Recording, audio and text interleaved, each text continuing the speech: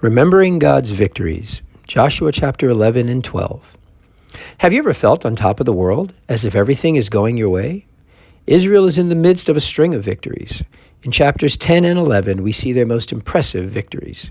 Chapter 11 finds 5 kings arising to oppose Israel, and yet, as we read in verse 23, Israel was unstoppable. Verse 23 tells us that so Joshua took the entire land just as the Lord had directed Moses, and he gave it as an inheritance to Israel according to their tribal divisions.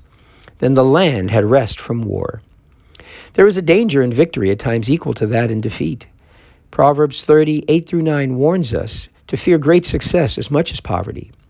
It reads, "Give me neither poverty nor riches. Feed me with the food that is needful for me, lest I be full and deny you, and say, 'Who is the Lord?' Or lest I be poor and steal and profane the name of my God." But God does not desire that we should fear success, but rather recognize his hand in our success, give him the glory, and enjoy its remembrance.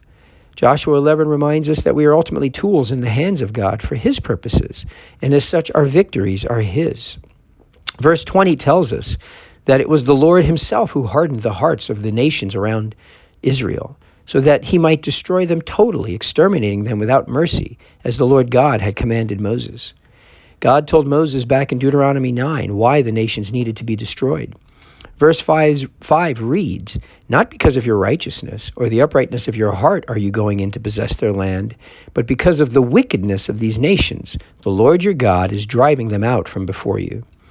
And so Joshua chapter 12 is dedicated to remembering the faithfulness of God in delivering the children of Israel and fulfilling his word. Chapter 12 sits at the center of the book of Joshua, which has 24 chapters. It is also the height of success for the nation of Israel under Joshua as a leader.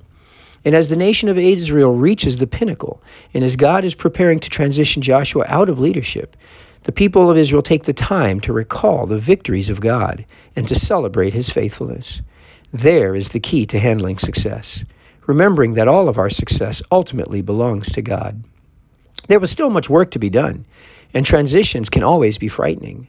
But like the children of Israel, as we face the challenges of tomorrow, it is helpful to remember the successes through which God has already delivered us.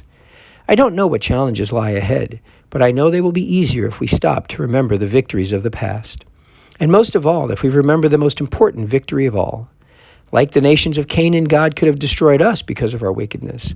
However, he chose instead to sacrifice his son in our place to give us the most crucial of all victories, the victory over sin. So like the children of Israel, let's take the time to remember God's victory in our life and celebrate with Paul the promise that God will see us through everything else. As Paul writes in Romans 8:31, "What then shall we say to these things? If God is for us, who can be against us? He who did not spare his son, but gave him up for us all, how will he not also with him graciously give us all things?"